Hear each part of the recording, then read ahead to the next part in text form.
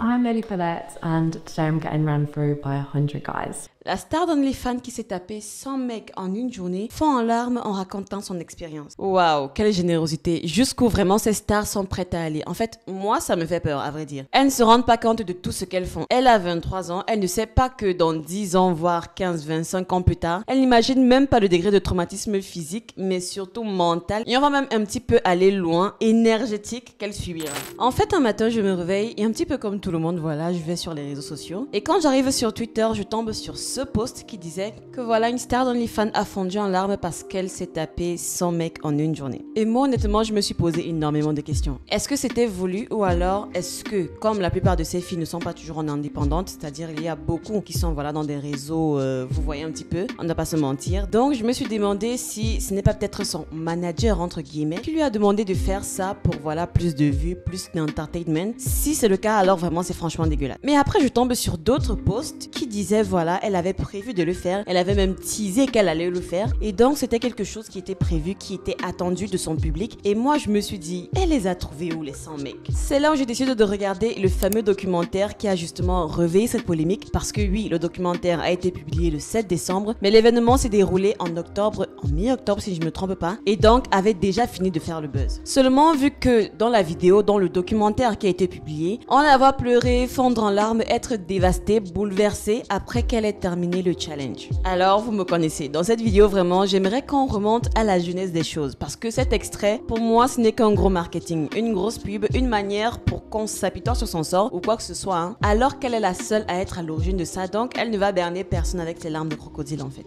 Comme je le disais, revenons à la jeunesse des choses. Après être tombée sur ce post sur Twitter, donc sur X, je suis partie fouiller d'autres articles sur Google évidemment et voilà un petit peu ce qui en ressort. Une star d'OnlyFans qui s'est tapée 100 mecs en une journée fond en larmes en parlant de son expérience. Le réalisateur du documentaire Joshua Peters qui a suivi la star d'OnlyFans Lily Phillips alors qu'elle se lançait dans un coup monté pour coucher avec son homme en seulement 24 heures. Mais il semble que le défi ait eu des conséquences néfastes sur Lily qui a fondu en larmes à la fin de la cascade. Lily Phillips, 23 ans, a eu des relations sexuelles avec plus d'une centaine d'hommes en une journée en octobre pour créer du contenu scandaleux sur sa page de médias sociaux d'abonnement, en gros son OnlyFans. Bien qu'il s'agisse d'un exploit mémorable, il n'a pas été si mémorable pour la jeune fan qui a admis en effet qu'elle ne s'en souvenait pas beaucoup. Le documentaire a été partagé sur YouTube samedi 7 décembre après avoir été filmé dans un Airbnb de 2 chambres à Londres. Lily a réussi à se taper les 101 mecs au total, mais a décrit l'expérience comme n'étant pas pour les faibles et a déclaré qu'elle ne le recommanderait pas. Lily Phillips a partagé que ce n'était pas seulement l'intimité physique d'avoir des relations avec autant d'hommes qui l'a fait se sentir mal, mais le fait de les décevoir en ne pouvant pas parler avec eux ou même en étant intéressée à le faire. Elle a décrit cette période de 24 heures comme lui donnant l'impression d'être un petit peu comme une prostituée. Elle a ajouté, étonnamment en bas, ce n'était pas douloureux, mais cela a pris beaucoup plus de temps qu'elle le pensait. You feeling pressure to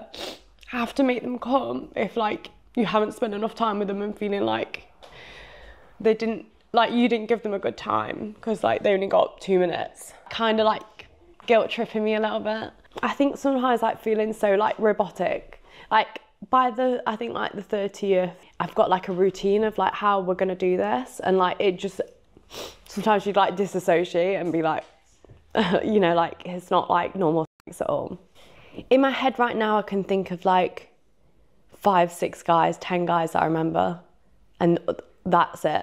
But it's just, I don't know, it's just weird, isn't it? Like, if I didn't have the videos, I wouldn't have known I've done 100, you know. Alors, grosso modo, ça c'est ce qu'on sait qui s'est passé. Seulement, ce que vous devez savoir, c'est que ce documentaire, et donc par ricochet son marathon sexuel, a eu lieu il y a près de 2 mois. Tout commence début octobre, le 5 si je ne me trompe pas, où l'OnlyFaneuse fait une annonce choc. Elle a l'intention de faire un marathon sexuel en 24 heures, au cours duquel elle aimerait se taper 100 mecs. Alors, bien évidemment, pour ne pas me faire ban sur la plateforme, je ne vais pas afficher le flyer sans question. Lily Phillips, originaire du Derbyshire, se rendra à Londres le 19 octobre où elle prévoit de se taper 100 mecs en une journée. Elle le fait donc pour remercier ses abonnés et elle précise que la taille et l'apparence, ni même l'âge, n'ont pas d'importance. Ça veut dire que du moment que la personne, le mec, était majeur et vacciné, eh bien tout était ok. Je ne sais même pas en fait si je dois être choquée par ça. En fait, mon visage n'exprime pas le choc. En fait, je suis plus mitigée entre voilà le dégoût et l'incompréhension. La jeune femme de 23 ans explique que ses raisons pour entreprendre cette tâche titanesque sont triples, mais la première et la plus importante est de remercier vraiment ses abonnés en leur donnant quelque chose en retour. Waouh, quelle générosité! Jusqu'où vraiment ces stars sont prêtes à aller. En fait, moi, ça me fait peur, à vrai dire. Elles ne se rendent pas compte de tout ce qu'elles font. Elle a 23 ans, elle ne sait pas que dans 10 ans, voire 15, 25 ans plus tard, elle n'imagine même pas le degré de traumatisme physique, mais surtout mental. Et on va même un petit peu aller loin, énergétique, qu'elle subira. Elle dit que c'est ce qu'ils aiment la voir faire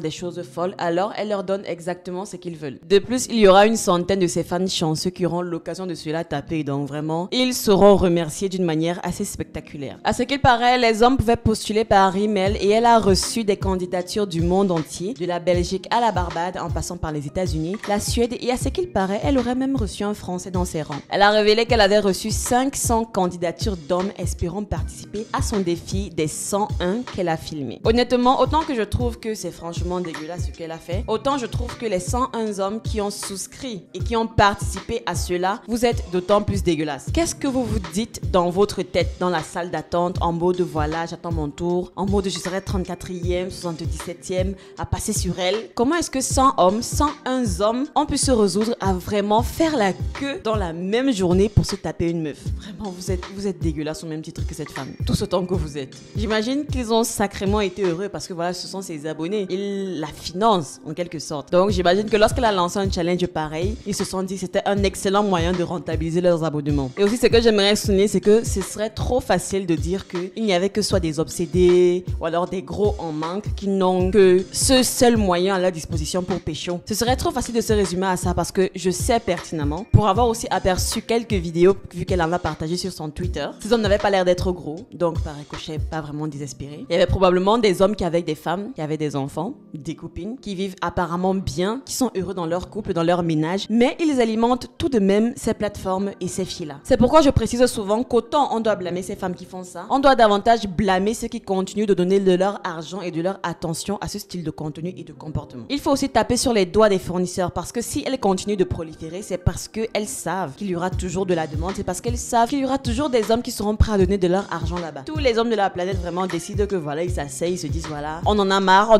on ne contribuera plus pour ça. Et bien des métiers pareils comme ça n'auraient pas fait long feu ou alors ne feront plus long feu. Mais bon, on sait que ça plaît, on sait que c'est une activité qui réunit beaucoup de plaisir, de délire, de fantasmes et j'en passe. Donc elles se disent tant mieux, autant en profiter. Puisque ces filles doivent se remettre en question, alors vous aussi derrière vos écrans qui payez ça, vous devez également vous remettre en question. Vous êtes aussi le problème. Bref. Elle a ajouté, les gens oublient que c'est aussi mon fantasme. Je faisais des choses comme ça hors caméra, j'aime le sexe, même si les gens n'y croient pas. Well, I started when I was at university.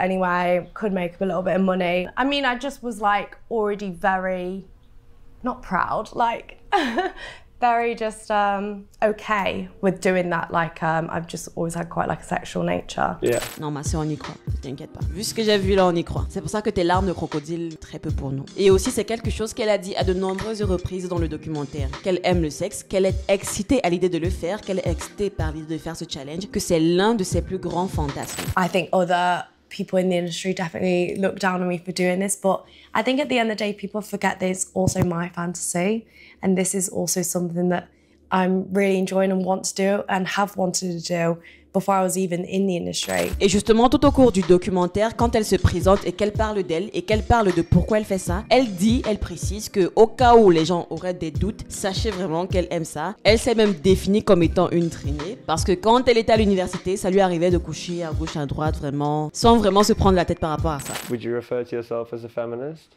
Yeah, at the end of the day, doesn't feminist mean like you just want equal rights for boys and girls? And yeah, I do what I want and I do it because I enjoy it. I think there are obviously some women that maybe go into it because they have to or need the money and stuff like that, or they're kind of coached into it by men. Donc, son corps, son choix, c'est son kiff, c'est son délire et elle assume pleinement. Honnêtement, lorsque j'entendais souvent parler d'OnlyFans, vraiment, j'avoue jusqu'à présent, je n'avais jamais été vraiment familière du fonctionnement de cette plateforme. Je me disais à la base que ça pouvait être quelque chose, une plateforme safe pour des gens qui ont décidé d'être des TDS, donc des travailleurs du sexe, travailleurs, travailleuses, parce qu'il y a aussi des hommes dedans. Je me suis dit que ça pouvait être safe dans une mesure où voilà, elles sont chez chez elles, tout ce qu'elles ont à faire, voilà, c'est de se trémousser devant la caméra, faire les mignonnes, faire les sexy, etc.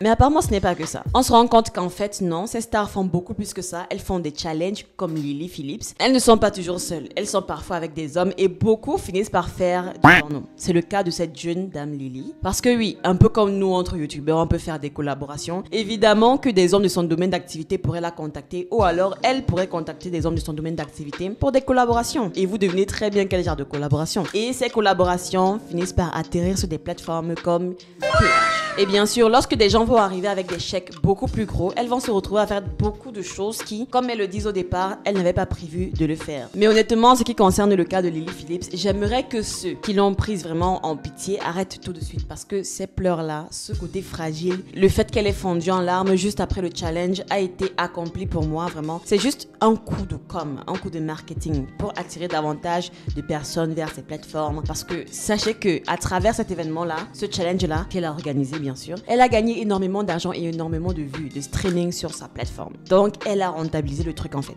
Donc, le fait que le documentaire qui est au passage ait été publié un mois et demi après les faits et le fait que c'est cette partie-là du documentaire qui a été vraiment mis en avant sur les plateformes de Joshua, parce que c'est ces principaux extraits-là qu'il a publiés sur son Twitter, c'est juste un moyen d'adoucir ce qu'elle a fait ou alors une façon de dire au monde que voilà, c'est tout de même un humain, elle est sensible, elle peut regretter, nanana, on n'en a rien à faire. C'était ton choix à la base, personne t'a forcé, donc tu assumes, c'est tout. Et sachez que l'affaire ne s'arrête pas là, messieurs, dames. Malgré toutes les larmes de crocodile qu'elle a coulées devant la caméra lors de l'enregistrement de ce documentaire, elle a tout de même annoncé qu'elle comptait davantage épicer les choses en augmentant la taille du challenge. Et oui, tenez-vous bien. Elle a déclaré que sa journée avec les 101 hommes n'était qu'un échauffement pour son réel prochain objectif, qui est en effet 1000 hommes. Oui, faites le calcul, elle a multiplié x 10. Malgré le fait qu'elle ait expliqué à quel point le faire avec ces 100 personnes en 24 heures était mauvais pour sa santé mentale et physique, elle a récemment déclaré qu'elle prévoyait d'avoir des relations avec 1000 hommes par jour. Qu'est-ce que je raconte? Ce n'est même pas récent.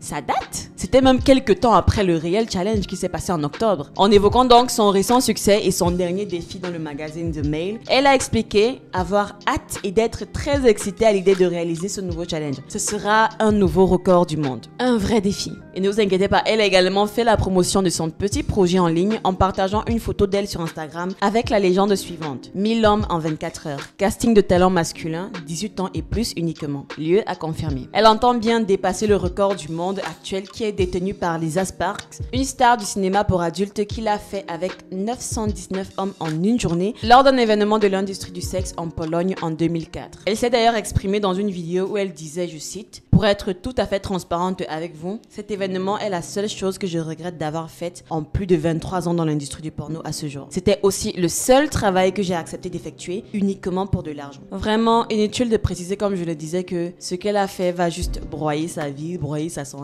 broyer son mental, broyer sa psyché. Et vraiment, moi, ça me casse le cerveau tout simplement. Rien que le fait d'y penser, de le visualiser. Peut-être elles se sont dit qu'en faisant ce métier, vu qu'elles sont encore jeunes et belles, ce serait du tout cuir. Après tout, il ne s'agit que de sexe. Rien de compliqué, MDR. Sauf que ça n'a rien de simple non plus. Ça n'a rien d'évident de faire quelque chose comme ça. Si on n'est pas bien sûr, je ne sais pas, une nymphomane, voilà, qui est accro et qui a des délires particuliers. Bref, je ne vais pas rentrer dans les détails. Mais vraiment, ces femmes-là seront détruites. Cette jeune femme Lily sera brisée et je pense qu'elle a même immédiatement été après, mais elle ne s'en est pas réellement rendu compte. Je pense que peut-être elle était dans le déni lorsqu'elle a pris la parole juste après. Parce que pendant l'interview, elle avait du mal à mettre des mots sur ce qu'elle ressentait. Parce qu'elle savait que ça, ce qu'elle venait de faire là, ça ressemblait à ce qu'une prostituée faisait. Instant karma, instant regret. N'empêche, c'est son choix et croyez-moi, je ne la prends pas du tout en compassion ou en pitié ou quoi que ce soit d'autre. Elle n'a pas été forcée, alors elle doit juste assumer. Honnêtement, je n'aurais vraiment pas aimé en parler, mais c'est trop, c'est juste trop. Comme quoi, chaque jour qu'on dort et qu'on se réveille, il y a toujours de nouveaux dossiers. Voilà, c'est la fin de cette vidéo. Je ne saurais même pas quoi dire pour conclure. Juste likez, abonnez-vous et partagez. Et on se dit tout simplement à bientôt dans une prochaine vidéo. Ciao!